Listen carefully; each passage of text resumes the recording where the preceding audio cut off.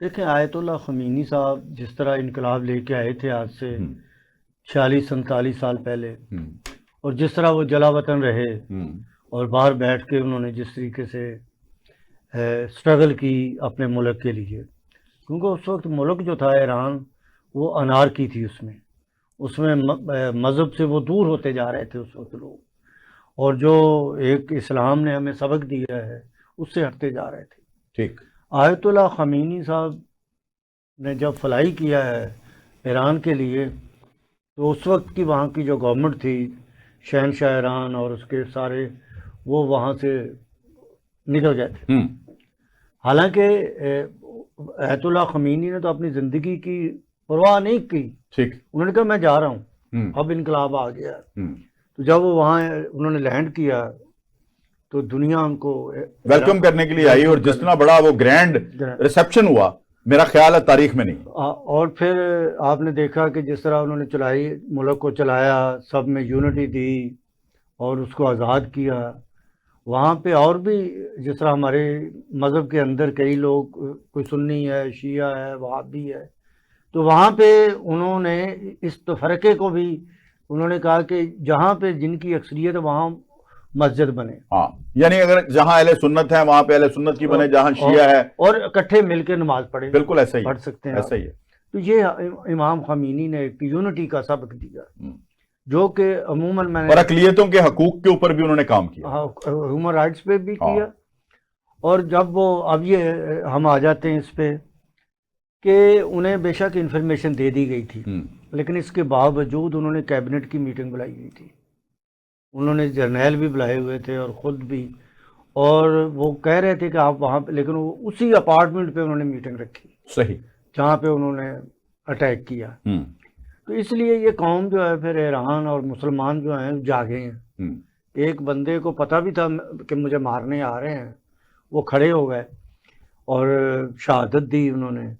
اور اسی طرح پھر اب یونٹی جو آئی ہے، اس طرح دنیا میں عراق ہے، عراق کے ساتھ بھی ایک وقت میں ایران اور عراق کی جنگ بڑا عرصہ چلی گئی، ٹھیک ہے نا، اور عراق نے بھی وہاں جاؤں امریکہ کے وہاں کے جو اڈے بنے ہوئے ہیں امریکہ کے، وہاں پہ بھی ایران اٹیک کر رہا ہے تو عراق اس کا ریئیکٹ نہیں کر رہا۔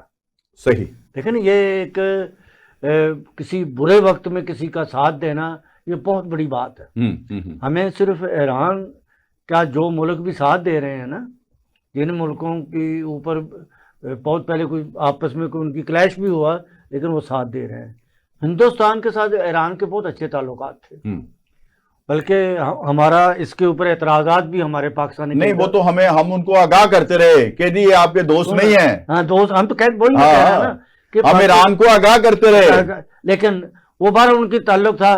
اور جب ہم نے یہ کلبھوشن کو پکڑا ہے، دہشت ذکی صاحب میں آپ کو تھوڑا انفارم کر دوں کہ میں تقریباً ہر سال ایران جاتا تھا، اور میں تمام انفارمیشن وہاں کے علماء کے ساتھ، وہاں کے سفراء کے ساتھ، وہاں کی صحافی کمیونٹی کے ساتھ شیئر کرتا تھا کہ آپ جو ہے اعلی کار بن رہے ہیں اور آپ کے ہاں وہ گھس گئے ہیں۔ Very good. ہاں، میں یہ را کی میں بتاتا تھا کہ را گھس گئی تو سمجھے موساد آ گئی، اور اس کا بھگتان ان کو کرنا پڑا، جبکہ عاصم منیر صاحب اکثر ان کو بتا کے آتے تھے۔ بتا کے عاصم منیر صاحب سے پہلے بھی انہیں بتایا جاتا نہیں، اس سے پہلے نہیں، میں آپ کو یہ عاصم منیر صاحب جب سے آئے ہیں نا، ان کو چونکہ پتا تھا، کیونکہ انٹیلیجنس کے بندے تھے وہ، نہ تو ہمیں پتا تھا یار کہ انڈیا کے ساتھ پاکستان کا بڑا تعلق ہے، اور آپ تو خیر حکومت میں رہے نا، عمران خان نے بھی انفارمیشن دی، اور چاہے بہار جو علاقہ تھا، اور اکثر ہم لوگ کلیم کرتے تھے کہ دہشت گردی وہاں سے آتے ہیں، تو یہ ایران انڈیا لالچ دیتا تھا نا ایران کو کہ اگر سی پیک بن گیا تو آپ کی چاہ بھارتے بڑھ گئی،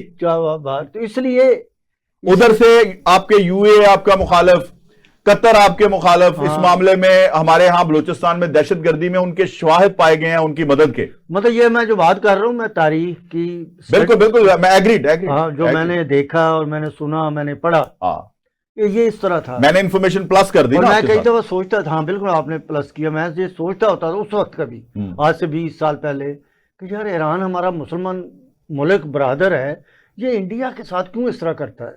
انڈیا کے ساتھ اچھا کوئی تعلق ہے اس کو پاکستان کا ساتھ دینا چاہیے۔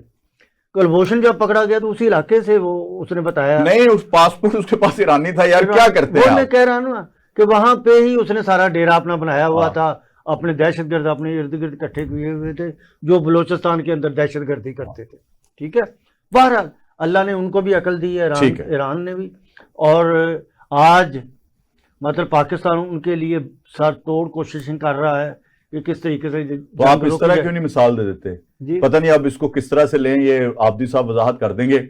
میرے خیال میں جس طرح سے ذکی صاحب نے بات کی ہے نا, جس طرح سے جنگ احد کے بعد مسلمانوں نے اپنی حکمت عملی تبدیل کی, مجھے لگتا ہے ایران کے ساتھ وہی واقعہ ہوا جی اسی طرح کا. جی اور پھر بھگتا اور اب وہ کھڑے ہو گئے. تو اس لیے یہ میں سمجھتا ہوں کہ اگر ایک آدمی کہتے ہیں نا دیر آئے درست آئے. ٹھیک, ہمارے اسلامی ممالک 56 ملک ہیں ہمارے, ہر ایک کی اپنی اپنی خارجہ پالیسی ہے. ایران کی اپنی ہے, عراق کی اپنی ہے, سعودی عرب کی اپنی ہے, پاکستان کی اپنی ہے. ایسے ہی ہے نا. اور اپنے مفادات ہیں اس خارجہ پالیسی میں. اب دوسرے ممالک سے تعلقات میں اپنے مفادات ہیں. اب پاکستان جو ہے, آپ کو پتہ سی پیک کئی دفعہ رکا ہے, رکاوٹ آئی ہے, پھر شروع ہو جاتا ہے, رکاوٹ آ جاتی ہے. وہ کیوں آتی ہے؟ چائنا سے ہمارے 64 سے تعلقات ہیں. صحیح, ٹھیک ہے, اور اپ ڈاؤن کا شکار اکثر وہ رہے ہیں. چائنا ایک واحد ملک ہے جو پاکستان کے ساتھ سنسیئر ہے. پاکستان جب بھی چاہتا ہے اس سے ہیلپ بھی لیتا ہے. ٹھیک بات. سی پیک بھی وہ بنا رہے ہیں یہاں پہ پاکستان کے لیے ڈیولپمنٹ کے لیے بڑا کچھ کر رہے ہیں. اب ایران کا امریکہ کے ساتھ اتنا اچھا تعلق نہیں ہے, شروع سے نہیں رہا ان کا, کیونکہ جو ایران کی پہلی اپنی فارن پالیسی تھی جو شہنشاہ ایران کی, وہ امریکہ کے ساتھ تھی. ٹھیک ہے. بعد میں جب وہ انقلاب وہاں پہ آیا تو ان کا تعلق اس سے ختم ہو گیا. اب یہ تو ہمیں ایک بینیفٹ ہے, وہ گیس پائپ لائن ایران نے ہماری باؤنڈری تک بچھا دی ہے. بالکل, آگے ہم نہیں کرتے. بالکل ٹھیک. کیوں نہیں کر رہے؟ یہ پاکستان کے جو تعلقات ہیں امریکہ سے, اس میں اس کے علاوہ گیس کے علاوہ باقی جو بینیفٹس ہیں وہ پھر رک جائیں گے, وہ رکتے ہیں. ٹھیک ہے نا, کیونکہ جس میں قاسم خان نے تو پہلے کہہ دیا ہے وہ جی ایس پی پلس پہ نظر ثانی کیا جائے. اچھا, اب میں آگے, وہ پھر واقعی بات آپ کی درست ہے. دیکھیں اسلامی ملک جو ہیں سارے, ایران بھی اس میں ہے, کہ سب کے اپنے ایک مفادات ہیں اپنی سالمیت کے لیے, اپنے تحفظ کے لیے. اگر ہم یہ کہہ دیں کہ جی اللہ پہ یقین رکھیں تو اللہ نے بھی تو حکمت عملی کا حکم دیا. ٹھیک ہے نا, پھر یہ ملک اپنی حکمت عملی بناتے ہیں. اللہ رب العزت نے تو نبی پاک صلی اللہ علیہ وسلم کو بھی حکمت عملی کے تحت جو ہے وہ تمام معاملات, اس لیے میں بھی کبھی سوچتا ہوں پیدا ہوتے جو نبی ہو تو اس کو 40 سال میں اسٹرگل میں رکھا, یعنی یہ دیکھیں نا, یہ حکمت تھی نا اللہ کی. بالکل اللہ تعالیٰ کی حکمت تھی. اب آپ یہ دیکھیں کہ میں بھی ایک وقت میں سوچتا تھا یار گیس ہمیں بڑی سستی مل رہی ہے, پیٹرول ہمیں سستا مل رہا ہے, حالانکہ سمگل ہو کے بہت آتا ہے 30% تقریباً 30% آتا ہے, اس سے بھی کافی معیشت پہ ہمیں اچھا فرق. کئی مولوی امیر ہو گئے نا ایران جو. اچھا, اب یہ ہے کہ جب میں نے دیکھا کہ آخر یار یہ ہماری حکومت بھی رہی, عمران خان بھی رہے وزیر اعظم, وہ کیوں نہ کر سکے. وہ بھی انہوں نے بھی 1 یا 2 دفعہ وزٹ کیا ایران کا اور بڑے خوش ہوئے, اور دوسرے بھی ہمارے اکابرین جاتے رہے. یہ نون لیگ کی گورنمنٹ آئی, پیپلز پارٹی, یہ بھی جاتے رہے, زرداری صاحب جاتے رہے. آخر گیس کی کہیں نہ کہیں تو بات ہوتی ہوگی. ٹھیک ہے, تو میرا کہنے کا مقصد یہ ہے کہ اس کے اوپر ہر ملک کے اپنے یعنی مجبوریاں چاہ نکھڑیندیاں ہیں, بس نال نکھڑدا کوئی نہیں. اس واسطے اگر ساری ہری ہوئی کھیڑ نصیباں دی, اگر ہم دے عید دے لڑدا کوئی نہیں. اگر ہم یہ کہیں کہ بھی اللہ ایک ہے اور اسلام ایک, ہم مانتے ہیں نا, تو پھر جب ہم دنیاوی کاموں میں آتے ہیں تو ہر ایک کی اپنی پالیسی. معاشی معاملات, امریکہ دے عزائم اور پھر ان میں ناکامی, اب آگے کیا کرے گا امریکہ؟ دیکھیں امریکہ کے جتنے بھی صدور آئے ہیں, میں نے جو اپنی لائف میں دیکھے ہیں, اس طرح کا صدر میں نے نہیں دیکھا. نہیں, 3 ایڈیٹس تو مشہور تھے نا. 3 ایڈیٹس جب کٹھے تھے, ٹرمپ, عمران خان, مودی. اچھا نہیں, آپ سیریسلی لیں کہ ٹرمپ صاحب جو تھے نا, ٹرمپ کسی سے مشورہ نہیں کرتا. جب بھی کوئی اس نے کوئی سٹیپ لینا ہو نا وہ سٹیپ پہلے لے لیتا ہے، بعد میں پھر سوچتا ہے، بعد میں پہلے کرتا ہے پھر سوچتا ہے، پھر سوچتا ہے وہ۔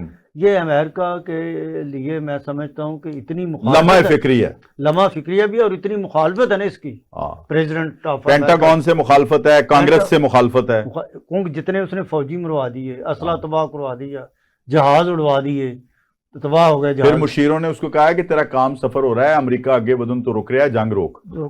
تو اب وہ جو کہہ رہا ہے نا کہ جی ایران مجھے ریکویسٹ کر رہا ہے کہ ڈائیلاگ کریں، وہ صرف اپنے آپ کو بچا رہا ہے اب وہاں پہ، لیکن وہاں پہ امریکہ کے جو فرنٹ لائن ہے ملک چلانے کے لیے، انہیں سب پتہ ہے کہ یہ جھوٹ بول رہا ہے۔ ایران تو نہیں کہہ رہا کہ آئیں بیٹھیں ڈائیلاگ کریں۔ بہرحال پاکستان نے بڑا اچھا پلے کیا ہے، بڑا اچھا کردار ادا کیا ہے کہ ایران کو بھی ٹیبل پہ لانا چاہ رہا ہے، صحیح، اور امریکہ کو بھی لانا چاہ رہا ہے کہ جتنی قتل و غارت ہو گئی ہے اس سے زیادہ نہ ہو، ہر کوئی اپنے اپنے ملکوں کے اندر اپنی حدود کے اندر رہ کے حکمرانی کریں، کسی کی حکمرانی کے اندر انٹرفیرنس نہ کریں۔ اور جس طرح یہ اس نے کی ہے ٹرمپ نے، یقین کریں کہ جتنا اس کا قد کاٹ، ویسے بھی قد لمبا ہے اس کا، جس طرح کا وہ بندہ تھا اس نے اپنی عزت گنوائی ہے۔ اور اسرائیل کی ایک لائن پہ اس نے یہ اٹیک کروایا، ٹھیک، نیتن یاہو نے اسے یہ کہا کہ بھئی آپ کریں، ہم ایک منٹ میں ایک چیز سے ہم چشم پوشی اختیار کر رہے ہیں۔ لبنان کا 20% قبضہ ہو چکا ہے اسرائیل کا، اس جنگ میں اس کا تذکرہ ہی نہیں ہے۔ ہاں جی، نہیں ہے۔ لبنان کی 20% اراضی ان کے قبضے میں جا چکی ہے، اسرائیل کے، بالکل جا چکی۔ وہ دیکھیں ادھر اپنا کام ڈالی جا رہا ہے، وہ گریٹر اسرائیل کا ان کا جو اس کی وجہ پتہ کیا جو صاحب، اس کی وجہ یہ ہے کہ ہم مسلمان جو ہیں نا، ہم اپنا گھر دیکھتے ہیں، اگر کسی کے گھر اگ لگ جائے نا تو بعد مذمت تک، ایتھے تو مذمت بھی کسی نے نہیں کی تھی، نہ پاکستان نے، نہ ایران نے، نہ کسی سعودی عرب نے، کسی ملک نے نہیں کی، کہ لبنان کے اوپر اٹیک بھی ہو رہے ہیں، وہاں شہادتیں بھی بہت ہو رہی ہیں۔